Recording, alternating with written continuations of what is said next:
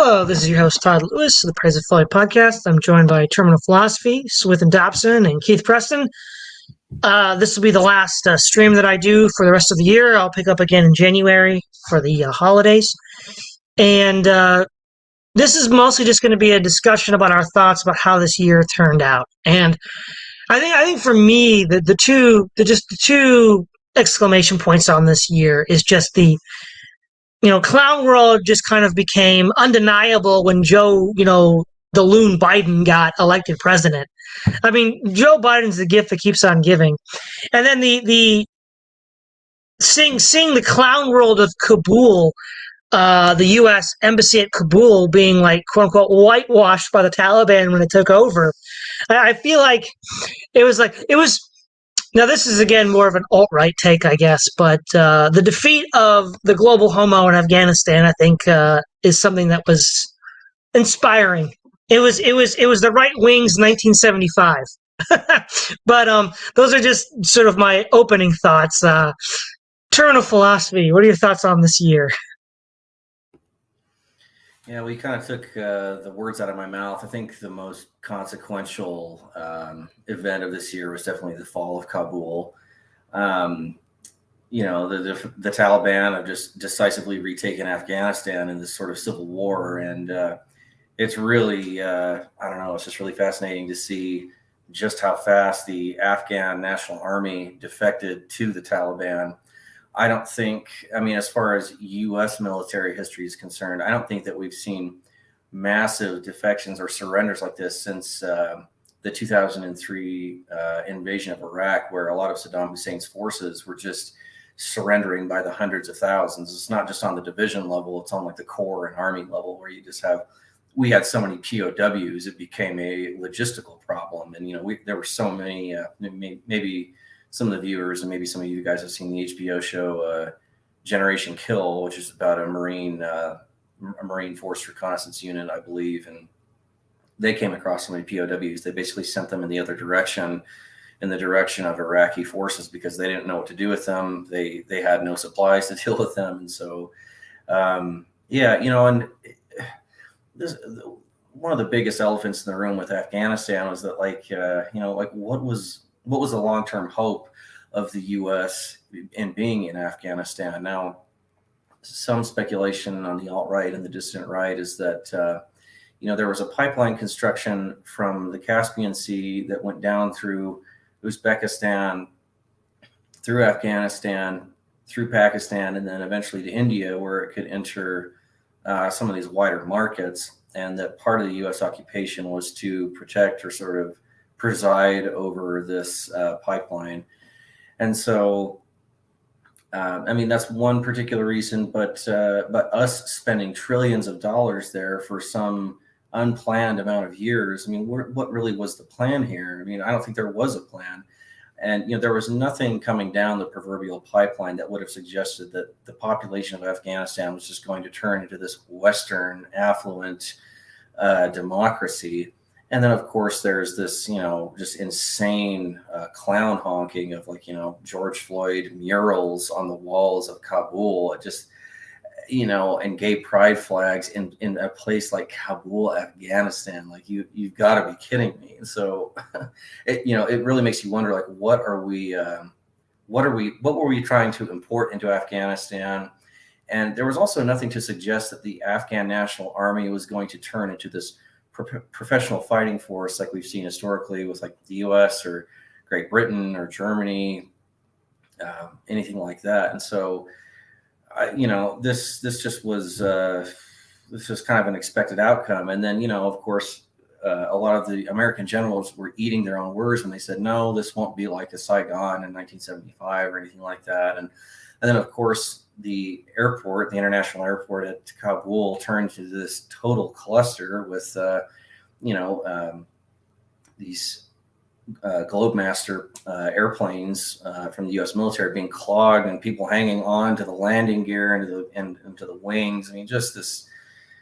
It's a pretty sad sight, but I've never seen a sloppier exit from a major global power than recently than in Kabul, and it's not terribly surprising given that we didn't really have any clear objectives or clear long-term goals in Afghanistan anyway. So I'll leave it at that for my first comments.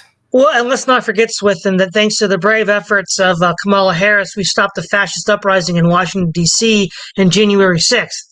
Let's not forget that either. So, year in review, Swithin, what are your first thoughts on all this nonsense? Oh, the insurrection was hilarious. And so was the Taliban when they were going on all the boats with the RPGs, with the swan boats and the RPG. That was a great image from the Taliban. Clearly, on some foreign relations, Afghanistan is the biggest issue. Although possibly not being American, I think the advancement of the medical industrial complex, especially in Europe, is very obvious. The major European countries, Italy, France, Germany, have all invoked large-scale coronavirus vaccine passports, which basically mean that to go and do like most things, you actually need to show papers, please. And this has been widespread. Austria is now is planning to introduce mandatory vaccinations from February of next year, because it's such a great vaccine that you have to have it. And then just last week, Boris Johnson had a largest rebellion he's had since he's been prime minister. But now, even in England, they have introduced coronavirus passports for large-scale events. This then ties in quite nicely, I think, with what was towards the end of the year. If you came across COP26, which not a huge amount came out of, which was the climate change conference. But again, the whole goal of both COP26 and the whole medical industrial complex is to give more reasons to control what the average individual does. So you have the net zero targets. So the amount of carbon dioxide that is emitted into the atmosphere will then take out somehow, presumably via sort of tree sinks of various descriptions. I'm not entirely sure of the technology. And and apparently as well, a recent government minister in England, the transport minister, said, owning your own car is 20th century thinking. You don't need one. This is the mentality. Now, obviously, if you live in London, that's true. If you live in like a major city, that's true. But if you don't, it clearly is true, because you can't really get around. So this is the mentality that is being continuing. And as I've mentioned in previous episode this year, I think the medical and the environmental, which have been intertwined now, are going to be the legitimating ideology of the ruling class. They'll say, we must do this to save the world. We save this to save people and the planet. And this will be how it's sold. And this is just continued throughout the year. As well related to this, the complete dishonesty of the media just becomes even more flagrant. We now have vaccines that go everywhere, and they are linked to sort of heart trouble, and then somehow, oh no, cold weather causes more heart disease. What? Where the hell did this come from? Oh, has menstrual issues. Oh, there's winter vagina. It's like, the heck? Where the hell do you make this nonsense up? And somehow people believe it. The complete sort of buy-in of the upper middle class to a narrative that basically aids their economic interests, at least doesn't harm them, and allows them to continue to show how virtuous they are from doing nothing, apart from getting jabbed a number of times. I mean, so that's the main thing. I think you're going to get a continuation of the medical, environmental, industrial complex, which is going to continue.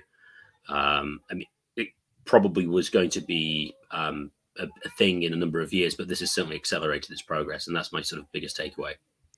Well, also, Keith, it turns out that the other big thing this year is that Caleb Maupin is now the Keith Preston of the far left.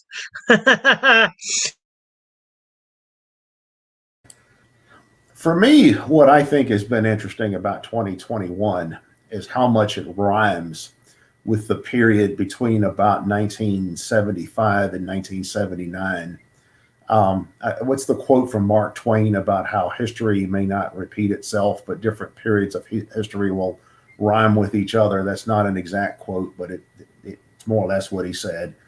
In fact, I'm probably the only one of us that's old enough to have even been alive during that time period between the mid to late 70s. But I actually remember that time very well.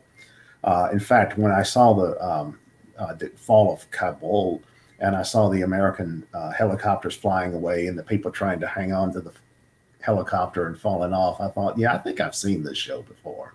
One of the first big world events I remember watching on TV was when Saigon fell in 1975. In fact, I remember my father telling me at the time, well, that's the first war our country's ever lost. Like, well, it won't be the last. So yeah, I mean, and then everything that's been going on in 2021 resembles that time period in the sense that there's a lot of things that overlap with each other. You have the fall of Kabul, just like you had the fall of Saigon in 1975. Donald Trump essentially plays the same role in American politics now as Richard Nixon, except Trump is bold enough that he's not going away. It would be like Nixon trying to, threatening to run for president again. So I think Trump is a little brasher than Nixon was. But other than that, it's very similar. You have a former president who's sort of a hero to the populist right, but the establishment, thinks is the devil incarnate. Also, when it comes to a lot of other international issues, who is the United States fighting with now?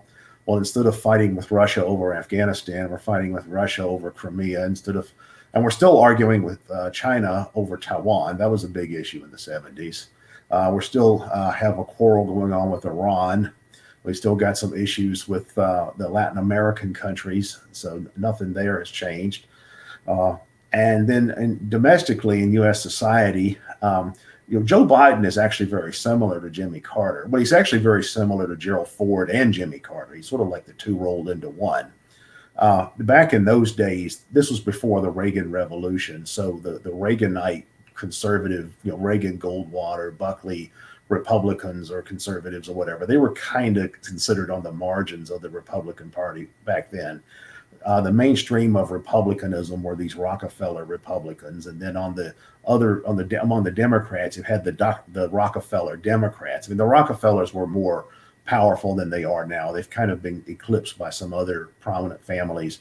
But back in those days, Nelson Rockefeller basically ran the Republican Party, and David basically ran the Democratic Party. So the party system was largely just a front for the Rockefeller family. I mean, that's an exaggeration, but only a slight one. So Gerald Ford was a Rockefeller Republican, and a proud self-proclaimed one. He even had Nelson Rockefeller as his vice president. And then Jimmy Carter was a Rockefeller Democrat. He was actually a part of David Rockefeller's Trilateral Commission or Council on Foreign Relations, or one of those entities. It's interesting that today Jimmy Carter is considered such a liberal or left icon, but because back in those days, he wasn't thought of as that. He was thought of as being more of a moderate Democrat, establishment Democrat, or even a conservative. A lot of the left thought he was a conservative back then. So you have that, and then you also have a lot of other domestic issues like crime. Like there's been a surge in crime since the pandemic has been going on, and crime was getting to be a big issue in the 70s, although it was a lot worse in the 70s. Another issue is inflation. Now we hear people talking a lot about inflation. And inflation was a big thing in the mid to late 70s as well. In fact, the federal government used to give out these little lapel buttons with the word "win," which meant whip inflation now. Like inflation's got to go down because everybody's wearing a lapel pin or something.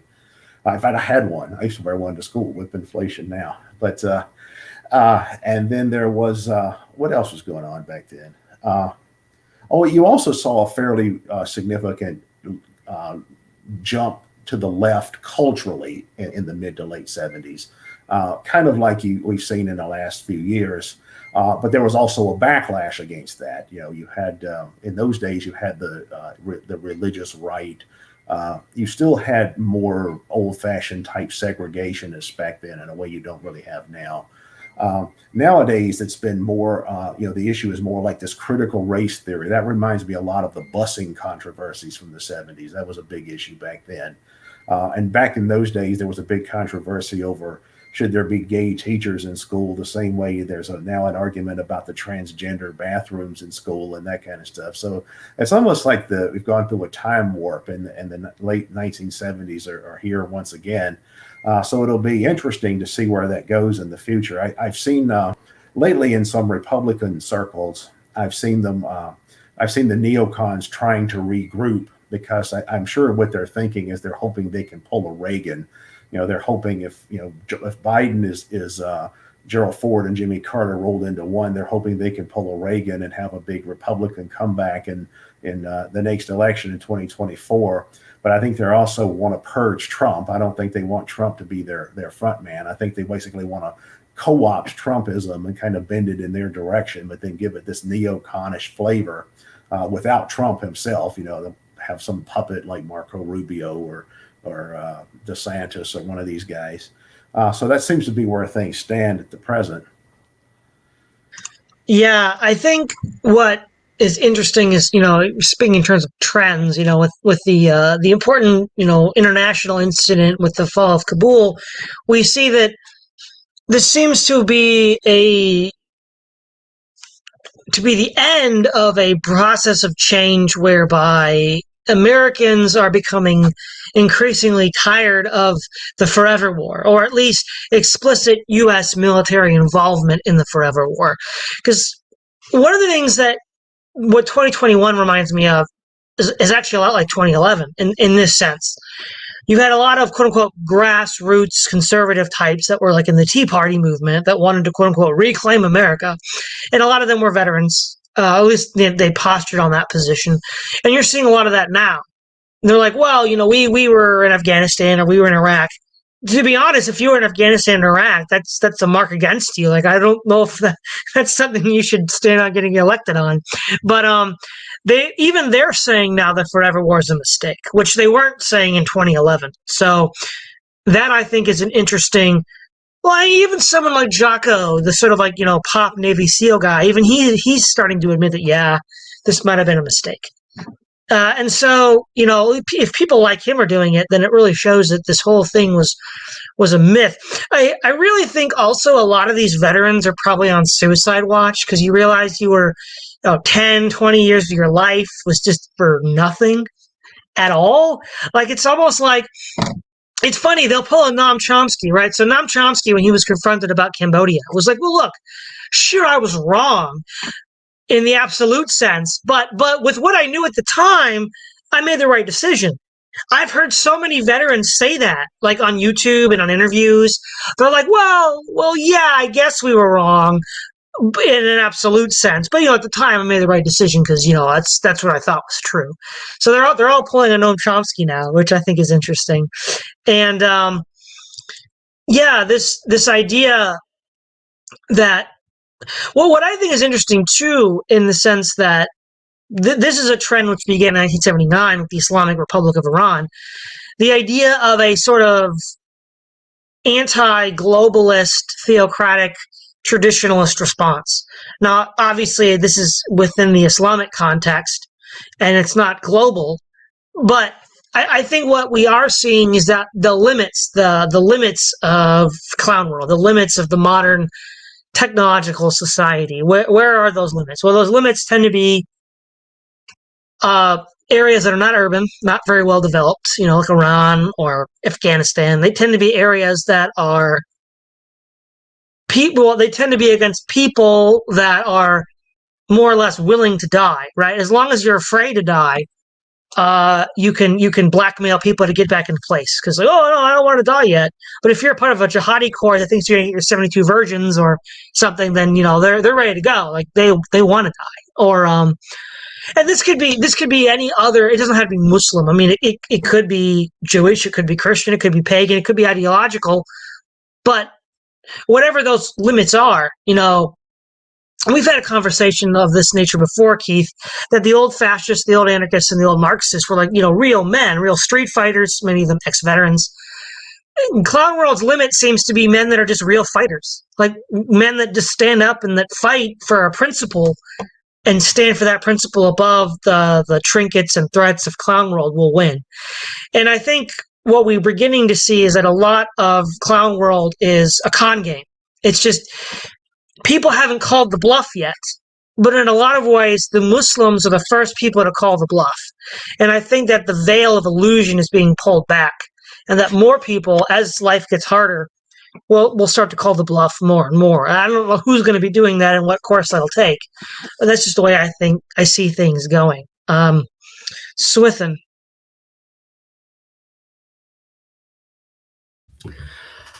I do think you're right that the sort of enemies or the resistance to Clown World come from the less developed countries and more rural areas in general. The question to what extent that's going to sort of catch on to other places, I think will be largely a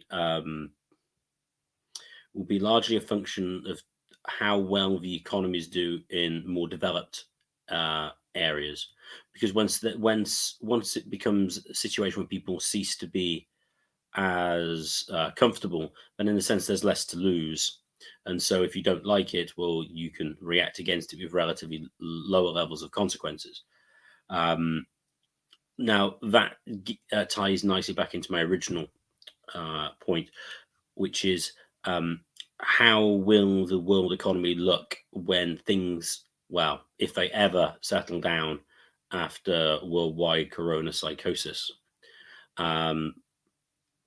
Because it does seem to be a way of resetting the international financial system. There was problems back in 2020, September 2020, where you had a big increase in the repo rate, and then the Federal Reserve had to start whacking some more money in. And it was a way of like an excuse to inject loads of liquidity, or basically printing more money into the economy in like February 2020. I meant September 2019 is what I meant, and then 2020. The last 2 years have been strange. So my dates have gone wrong, and so I suspect a lot depends on how the economy turns out in the next few years. If they're able to maintain the level of, or expand the coronavirus passport stuff to a general more digital identity and greater level of state control over the economy, you're highly likely to, I think, get widening class divisions and an even further increase in wealth and income inequality, where the state makes it easier or makes it more difficult for small scale competition because it's not licensed, and you can't trade because you haven't got your right license. In which case, that would, I think, certainly create more of a reaction. It'd be interesting to see whether or not they get some more primitivists if this takes place. I was listening to a guy on sort of psychosis, a psychologist from Ghent. He's talking about the preconditions to how the reactions of coronavirus. And it's basically, though he doesn't say this, the problems of general sort of psychology of the population post-industrialization. The social bonds that people have are much lower, and their sense of self and worth and influence in the external world sort of has decreased. I kept thinking, Ted Kaczynski is agreeing with you at this point. Uncle Ted he wants to say yet. So it'll be interesting to see to what extent you get sort of like a primitivist reaction as well. Now, if they don't get that, then maybe it won't be quite as divergent. But then again, we could just get a paper collapse anyway. So either way, depend how the economy changes will determine this. But you're probably going to get another big collapse of some description at some point. And yeah, I think you're going to get more of a sort of anti-technocratic and probably anti sort of general global homo sort of response. And but that will, I think, be more focused in rural areas. The question is how easy it can be suppressed, and that would depend on how sort of well organized and how much sort of resources the state and its functionaries can command. So I think that can happen. The question is over what time scale, and that's where I don't know. Yeah, before I hand this off to you, Terminal Philosophy, riffing off that last point, Swethan, I'd like to see an ideological movement arise like that, whose main strategy would be sort of like an agorist gray market strategy, where that's how you exist and grow within the shadow of clown world. But yeah, Terminal Philosophy, are you ready for the Uncle Ted followers to come out now? Well, there will be. I mean, I do think that there will be some sort of Uncle Ted-esque reaction to a lot of this, but I don't on what scale. It's really hard to say. I mean, it is a popular meme on the dissident right, but it's difficult to say just how large in scale that will actually be. I think taking a look at 2021 and taking a big step back at it, they're taking a larger look at all this. I think it's fair to say that the U.S. has just become a sort of a post-metaphysical society. And by that, I mean, it's the U.S. doesn't really appear to stand for anything. It will go out against certain perceived external threats, but it's hard to say that the U.S. has any real principles that it stands on, whether, it's Christian or Islamic or anything else like that. I mean, at least with these Taliban fighters, at least they have a set of principles that they adhere to, whereas the U.S. is more of a sort of post-metaphysical, it's this sort of reactionary entity in the world is how I see that. I mean, before World War I, the United States could have sort of stuck to its Monroe Doctrine and just dominated its sphere of influence without ever getting involved in Europe. And just, we have our sphere, we have economic control of it, and we can just sort of, coast from there on out. But of course, that's not how things ended up going. But there was never also this large consensus amongst the public just after the Pearl Harbor attack during World War II. There was never this large consensus like, we got to get in there and defeat the damn Nazis. It was more of there was much more. I think isolationism. I don't know if it was even referred to that as at the time, but that was much more of a popular thing amongst the U.S. public. But I think now, earlier in the year we did an episode on the retraction of Pax Americana. I think what we're seeing now is just, the reintroduction of a multipolar world. And for better or for worse, that's just going to happen anyways. There's no way that the U.S. is just going to maintain this, just be this global hegemon, indefinitely. Along with that, I don't think that China will become this world hegemon either. It's just got too many internal problems to sort of replace the United States as this global hegemon. Specifically, it has too many demographic issues and too many internal financial issues as well. If you study the history of Chinese currency, there's too many like booms and busts and too many dips in value, and they have all sorts of internal recessions and a lot of urban planning issues as well, and just a really lopsided society in terms of, we have income inequality here, but basically, China has a lot of the similar issues that the United States has, but exacerbated by about 2 or 3 times. So I think that's interesting. We also talked, I think, Todd, you and I were talking in private about COVID and I think it was yesterday, Swithin and I and Tim did a episode on the Mind Crime Liberty show. And before the show started, we were talking about COVID-19 and how I think COVID-19 will be, the global homo narrative towards COVID-19 will be adhered to in a lot of cities. But, in more rural places, the waiters and waitresses aren't wearing COVID masks, and life is sort of back to normal in a lot of places, and as well as in Western Europe. I think in Sweden is that they are not requiring, the vaccine for people under 30, which seems to be a bit more sane. To quote Sam Hyde, it's a very frantic, schizophrenic zeitgeist. And,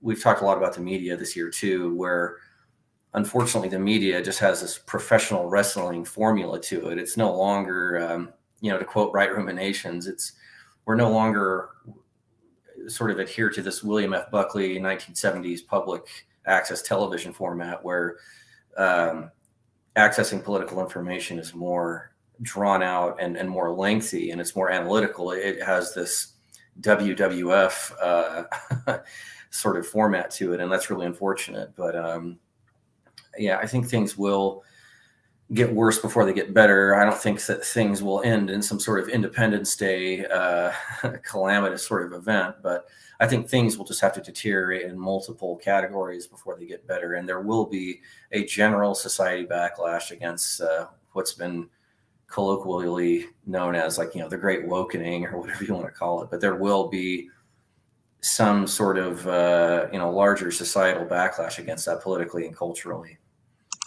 All right, Keith. There's a number of things that seem to be converging at the same time that are interesting. It does seem that American power is on the retreat internationally. And in fact, I think that's why we're seeing more hysteria over China now. Because I saw this. I was watching this interview, or it was really a debate yesterday between two guys from National Review, which is a big neocon publication, and they were debating about should we defend Taiwan against China, and both of them basically had a neoconish perspective, but they were saying, well, yeah, we should defend China. One of them was saying basically we should defend China even if it means going to war with China, or defend Taiwan even if it means going to war with China. The other one was saying, well, we ought to do everything but go to war. Maybe right up to the brink, but that's about it. But it does seem that the American elites are increasingly recognizing the fact that they're losing their position internationally. And I think that's why increasingly you see them beating the drums of hostility against some of these other places. It's almost like they're trying to reinvigorate the Cold War with Russia and China. And it's like they're thinking, we had it made when the Cold War was going on. We had all these enemies and everything was great. And now all that's falling apart. A lot of the listeners and all of you guys, I'm sure, know that for years I've written about this rising progressive left, or whatever you want to call it, that we see in the United States. And I found it really interesting to observe how entrenched all that has become in the last few years in a way that I wouldn't have thought. I would have thought that to get where we are now would have taken another 20 years or so. But it seems that now, particularly with the pandemic, that all of that is really starting to become deeply rooted. I know about 30 years ago, I was introduced to the idea of the therapeutic state by reading Thomas Szasz. And although Szasz was interested in a more narrower range of ideas, mainly the mental health professions, but I always thought this idea of the therapeutic state was something interesting, because it's like Szasz's idea was that just like a medieval society may have been theocratic in the sense of, well, it's the role of the state to care for everyone's soul and make sure nobody falls into heresy or anything like that. The therapeutic state is to care for everyone's health and make sure nobody is, being unhealthy or anything like that. And now we see what's going on with this COVID thing. It's really become an almost like a public religion for some people, in the sense that they have this idea that I call health uber alles. I would say health is an important value. I'm not really that heterodox in my views on COVID. I'm not really against the vaccinations. I don't think COVID is a hoax or any of that kind of stuff. But at the same time, I also look at it like, well, controlling COVID has to be balanced with all kinds of other things. And people who object, for example, to the economic impact of the lockdowns and all that aren't just being foolish. I mean, their livelihoods and all that kind of stuff are involved in that. But we're starting to see this kind of health uber alles therapeutic state. And I've also seen talk of using these lockdowns as a means of controlling climate change and controlling pollution. In fact, I've even seen some Indian cities and talking about doing that. And I'm sure that the West will pick up on that if that becomes a thing as well. So, and it seems like this is just going to be a permanent state of affairs now. We're going to have the vaccination health passports, and we're going to have lockdowns for this, that, or the other thing, pandemics or pollution or climate or something or the other. And then along with that, now we've started to see parallel to that an intensification of all of this political correctness or wokeness or social justice warriorism or whatever. That's really started to accelerate since the George Floyd thing happened. And a lot of that is really a lot further along than I thought it would have been just a few years ago. Like I know back around 2010, 2011, 2013, I was saying, around 2040, we're going to really start seeing some stuff. And 2021 is basically where I thought 2040 would have been. So it'll be interesting to see what happens in 2040. But also, as far as resistance, I always thought that the more culturally leftward the United States became, the more resistance there would be from the right. Like I always thought that the American right would end up becoming something more like the populist right that you see in Europe, for example, like the Le Pen movement in France, or the new one. Isn't there some new guy in France that's kind of in the same vein as that? And that's happened a lot more rapidly than I would have thought. In fact, when the Capitol riot happened in January, I remember thinking, I always thought something like this was coming, but I didn't think it would happen this soon. But one thing that I have really found interesting, and I don't see this getting much commentary, certainly not in the mainstream media, but not even on the more fringe media, and that is the way that you have these sanctuaries that have developed in the United States for all kinds of things. Like you started a few years back with the sanctuary cities for the illegal immigrants. And then at one point you had this wave of Second Amendment sanctuaries where you had all these localities, usually rural areas and smaller towns, saying, well, we're just not going to go by any gun laws or anything like that. And now I've started to see pro-life sanctuaries. I know they had that thing in Texas, the heartbeat bill or whatever they call it. And since that's become a thing, now you've started to see some people say, well, we're going to have a pro-abortion sanctuary. And then you've got people declaring, pro-drug sanctuaries, and obviously sanctuaries for everything. Second Amendment sanctuary cities.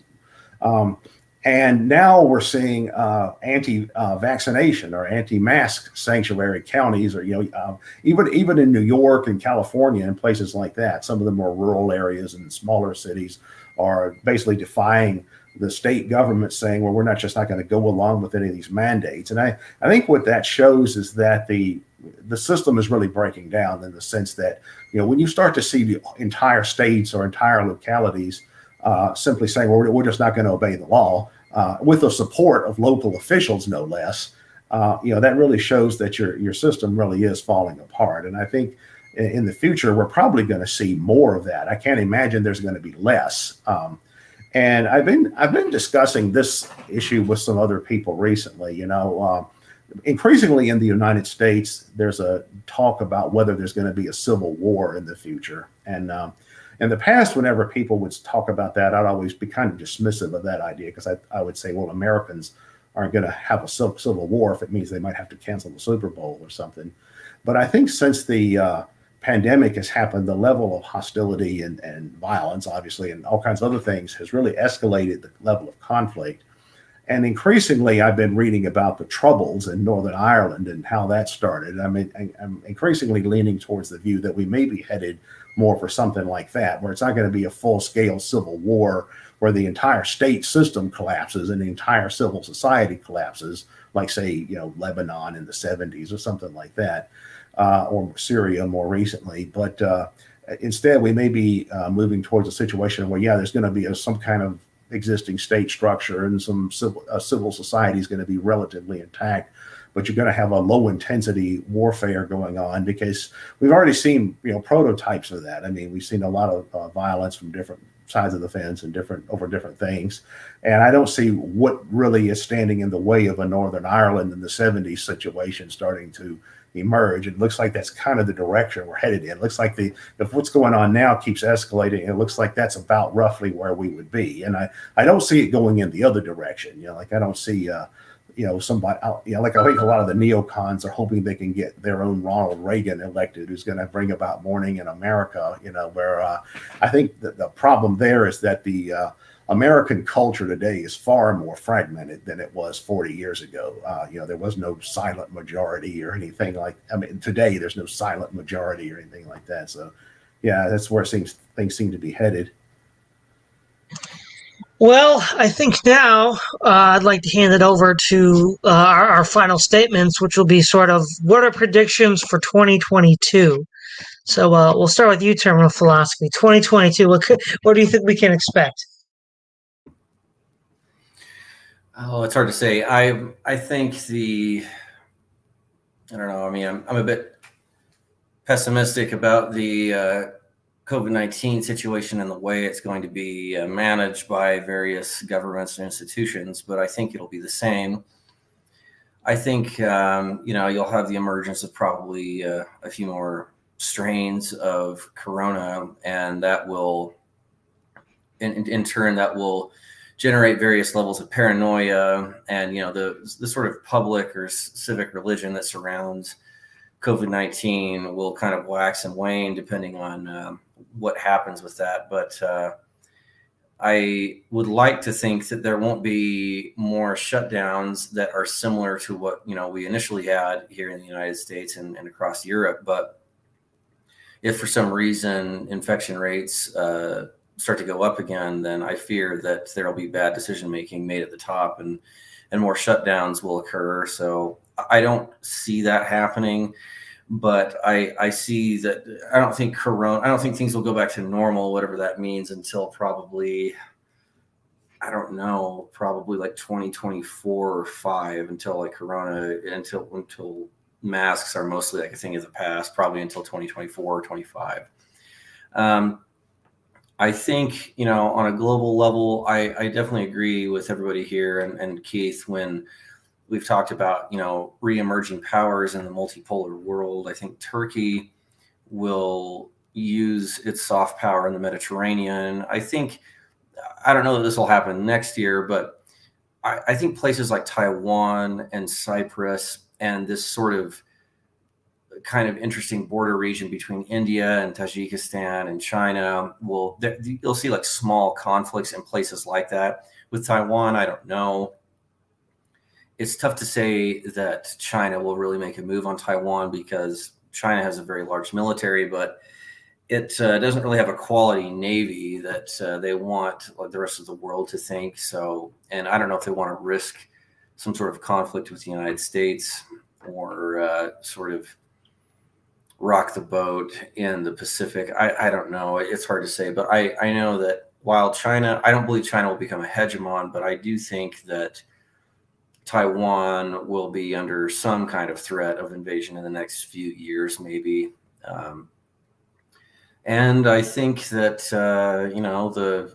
the woke side of the United States is just going to get louder and more sanctimonious and condescending. I don't see that going away for several more years. I think it will retract once there's more. I mean, the more and more that sort of the woke public religion becomes more involved in the lives of, apolitical Americans. I mean, when you look at the political interest levels in the United States, it's sort of like a bell curve. The vast majority of people are sort of apolitical, and guys my age just, play Call of Duty. They have their day job and they drink Mountain Dew, and that's that's kind of thing. Political analysis just isn't in their immediate interest. There you go. But the more and more that it kind of slowly seeps into the lives of regular people, you're going to see that. I mean, you have a lot of these like kind of stupid YouTube channels, like reaction channels and things like that will react to seemingly anything, but a lot of those reaction channels have like millions of subscribers, and I've noticed that some of those reaction channels are reacting now to like social justice warrior things and just how vacuous and condescending that it all is. So that I don't know that that's really a great barometer of where things are headed, but it seems to suggest that regular apolitical people are kind of noticing just how annoying a lot of this stuff is. And so that will create some sort of societal reaction, in my opinion. But I'm just kind of pessimistic and cynical at this point. But I think I'll leave it at that. All right. So, Swithun, you predicting 2022, the Ancapistan on seasteads? If only. I am somewhat pessimistic as Tom of Philosophy articulate. Well, he didn't, but he was somewhat pessimistic. I think the same.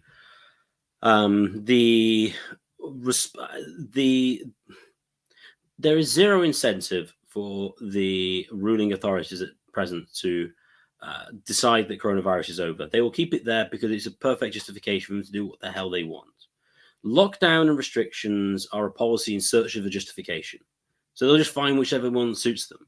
It's not there to solve a problem. It was a policy they had to begin with that they wanted to use, and this was a justification to use it. It wasn't really there to solve anything in particular. So I imagine that will continue. Related to that, though, I wouldn't be surprised if in the next year or 2 years or so, you get some, I suppose, for one better of a phrase, more right-wing terrorism. I wouldn't be surprised if you get more political violence against public officials and politicians, because I would be highly surprised if the lockdowns of the last 18 months haven't radicalized a significant minority, not necessarily all towards violence, but I certainly think, again, most more normally conservative types, as Michael Malice has pointed out, they are significantly less trustful of the police, for instance, because how on earth do you keep everything in order? Well, with lockdowns, the police have to do it. So I wouldn't be surprised if you have an upsurge in some form of political violence over the next number of years.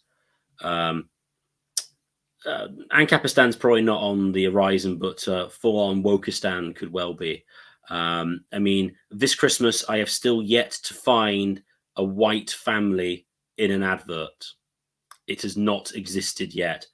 I can't find. The closest was a guy who was probably Semitic of some, and that was it, with a white wife. But other than that, it's it's white brown, and actually, interesting in England, not much yellow, because they are sort of like the oppressive minority because they earn more than the blacks and the browns do, typically. So I suspect that is going to continue, and as ever, with now, to what extent politics actually does anything anyway electorally is another question. But as ever, being a first past the post place, the UK is a two-party system, and so is the US. And the Tories of the government are completely and utterly, useless is unfair. That's to give them too much credit.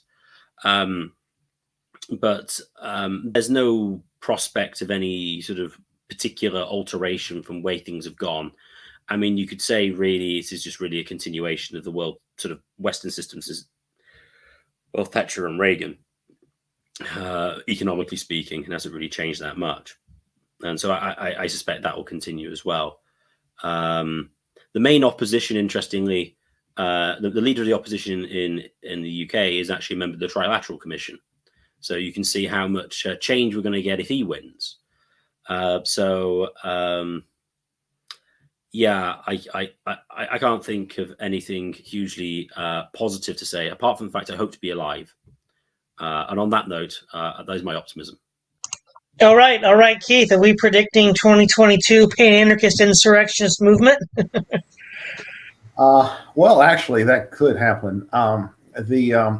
One thing that I think that's coming up that I'm curious to see as to what its effect is going to be is some of you may know that the Roe v. Wade abortion case, the landmark Supreme Court decision, is now being challenged, and it's a possibility that when the Supreme Court announces its next wave of rulings, which comes in June, that they may actually overturn Roe v. Wade. which would certainly be interesting, because I think if that happens, it's going to dramatically escalate the conflicts that we have today. In addition to COVID and masks and vaccines and critical race theory and George Floyd, we're going to have a renewal of the abortion wars from the 80s and 90s, which were often violent. I mean, you had assassinations and bombings and all kinds of stuff associated with it. So I think there could be if Roe v. Wade is overturned, I think you will see what you'll see then is that all that would mean is that every individual state in the United States could have their own abortion policy, which means you're going to have the same abortion battles, in 50 different places at the same time. And in fact, already you have some places saying, well, we're going to be a pro-life sanctuary city, or we're going to be a pro-choice sanctuary city. So you're going to see, you're talking about pan-anarchism, and they see all these, proliferation of, just sanctuary cities for everything. Well, over here is like the, drunk driver sanctuary city or whatever. The point being, though, I do see U.S. society continuing to unravel and fragment. The way that the United States is going is that our elites are becoming more and more like the European Union's elites, in the sense that they identify with their own class and with other elites on an international level, not with the country or anything like that. But meanwhile, in the United States, we have a class system that's becoming more and more like Latin America in terms of wealth distribution and stuff like that. And culturally, we're starting to become almost like, some of these places like the Middle East or South Asia or Northern Ireland or Yugoslavia, where you have the society fragmented into all these tribal or sectarian groups, of different types that are constantly in conflict with each other. And violence is starting to escalate. I think one thing I've pointed out in recent years to a number of people is that Americans and Western Europeans and Australians and Canadians, people in a number of other places, are used to living in these kind of post-war genteel type of middle class societies. But worldwide, even in countries that are quote unquote democracies or quote unquote modern, the norm is you have lots of political violence. Like if you look at what goes on in parliaments in Africa and in South Asia and places like that, and in Latin America, you see fist fights in parliament. You see lots of political violence, between armed groups in the street and stuff like that. That's worldwide. That's a lot closer to the norm than what Americans or say the English or people in the most developed societies have experienced in recent generations. So I think we seem to be returning to that as well. And I don't really see anything reversing that. Like I can't think of anything that could happen in 2022 that could reverse that. I can think of a lot of things that would escalate it. For example, if inflation gets worse, if the economy gets worse, if there's another pandemic or another manifestation of this pandemic, or if there's the authorities become relentless about lockdowns, or abortion becomes another trigger, or some other George Floyd type character gets killed or something like that. Who knows what could happen? Yeah, I guess what I'll just say is I sort of foresee the consensus of the post-World War II economic order, say from 1945 to 2019, is pretty much over. That's not coming back. So normal is not going to ever be going back to that. Whatever comes after might be a new normal, but I think still too many things are up in the air for us to for me to give a definite opinion of what that might look like. But again, thanks again, Terminal Philosophy, Swithun Dobson, Keith Preston. Everybody have a Merry Christmas. Don't forget to like, share, and subscribe. This is Todd Lewis of the Praise of Folly podcast, signing off.